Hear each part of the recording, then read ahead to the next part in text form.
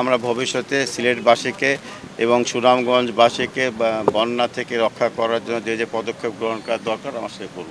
আপনারা জানেন যে আমি গতকালকে এসেছি সিলেট এবং সুনামগঞ্জের বন্যা পরিস্থিতি অবলোকন করার জন্য, এবং আমি গতকালকে সুনামগঞ্জ গিয়েছিলাম।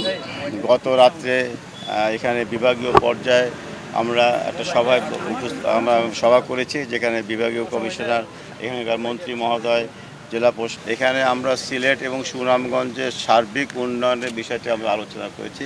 কিভাবে সামগ্রিকভাবে কী কী পদক্ষেপ নিলে পরে আগামীতে এই সিলেট এবং সুনামগঞ্জ এলাকার লোকজনকে বন্যা কবল থেকে আমরা সহনীয় পর্যায়ে নিয়ে আসতে পারি, সেই লক্ষ্যে আমরা আলোচনা করেছি।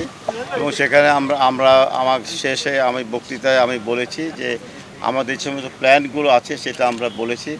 ইতিমধ্যেই কিন্তু আপনারা জানেন সুরমা নদীতে 15 কিলোমিটারে 12 কিলোমিটার আমাদের ড্রেজিং হয়ে গেছে। বাকি কাজটা বন্যা আসার জন্য করতে পারি নাই, বাকি 3 কিলোমিটার আমরা পানি কমে গেলে করব। এটা ছাড়াও সামগ্রিকভাবে আমরা সুরমা কুশিয়ারা নদী আমরা ড্রেজিং করব, এবং এটা ছাড়াও সুনামগঞ্জে 20টি নদী আমরা ড্রেজিং করব। এগুলো করলে পরে সার্বিকভাবে বন্যার যে আমাদের উজান থেকে যে বর্ষা মৌসুমে যে পানিটা আসে সেই পানিটা ধারণ ক্ষমতাটা বৃদ্ধি করার জন্য আমি নির্দেশনা দিয়েছি যে কত পরিমাণ পানি আমাদের উজান থেকে বর্ষা মৌসুমে আমাদের দেশে প্রবাহিত হয়, যে পরিমাণ পানিটা আসে সেই পানিটা ধারণ করার ক্ষমতা তৈরি করার জন্য যা করার দরকার, যে সমস্ত নদী এবং খালগুলোকে খনন করার দরকার সেটা করার জন্য আমি এখানকার প্রধান প্রকৌশলীকে নির্দেশনা দিয়েছি। এবং টোটাল পানির পরিমাণটা আমাকে অবহিত করলে পরে আমরা কোন নদী এবং কোন খালকে আমরা ড্রেজিং করে সেই পরিমাণ পানি ধারণ করব সেই বিষয়ে আমি নির্দেশনা দিয়েছি। এটা পেলে পরে আমরা সেই লক্ষ্যে আমরা কাজ করব।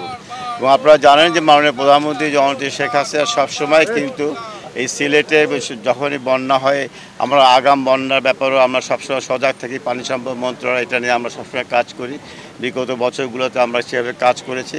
এবং এই বন্যার সময় মাননীয় প্রধানমন্ত্রী সার্বক্ষণিকভাবে এই এলাকার খোঁজখবর নিয়েছেন, যার জন্য গত পরশুদিন এখানে ত্রাণ প্রতিমন্ত্রী মহোদয় এসেছিলেন, ত্রাণ বিসর্জন দিয়ে ত্রাণ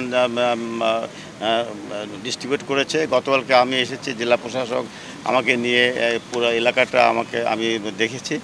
আমরা মনে করি যে আমরা ভবিষ্যতে সিলেটবাসীকে এবং সুনামগঞ্জবাসীকে বন্যা থেকে রক্ষা করার জন্য যে যে পদক্ষেপ গ্রহণ করা দরকার আমার সাথে করব।